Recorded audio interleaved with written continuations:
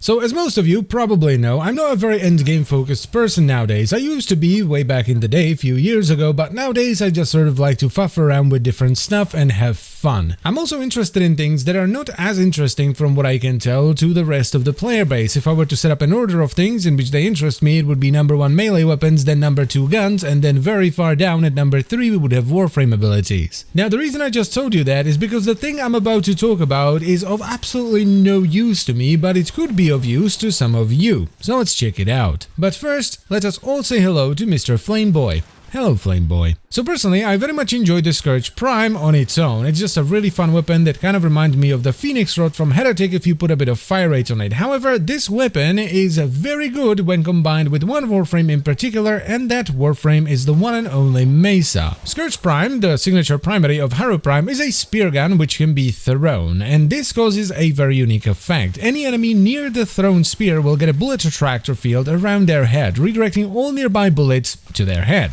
This is, unsurprisingly, very strong, because you don't really need to aim for the enemy's head, you can just sort of spray and pray, and most of your shots will actually end up being headshots. This is particularly strong with secondary shotguns, because you can essentially make them headshot with all the pellets. But it is very, very strong when combined with Mesa, because the bullet attractor also works on Peacemaker. And you know, if there's one thing Peacemaker needed, it was basically guaranteed headshots. Now, just for reference, this is the build that I'm going to be using in this video, so you can kind of tell how it's going to compare to your own setup. It is a very old setup that I have on the standard Mesa with loads of duration, some efficiency, and a bit of strength, and I'm also using Mesa's Vault so I can walk in Peacemaker. And for the regulators, it's a pretty old school hybrid with corrosive and heat. So let us see how it do. Let us start off with something nice and squishy, level 100 heavy gunners.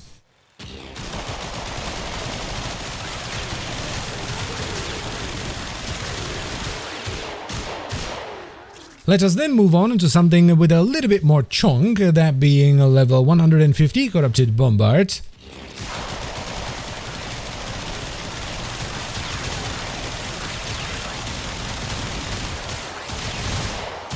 And let us top it all off with some maximum thickness, that being 20 level 175 Noxes.